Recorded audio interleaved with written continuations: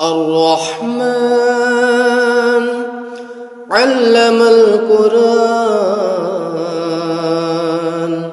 خلق الإنسان علمه البيان الشمس والقمر بحسبان والنجم والشجر يسجدان والسماء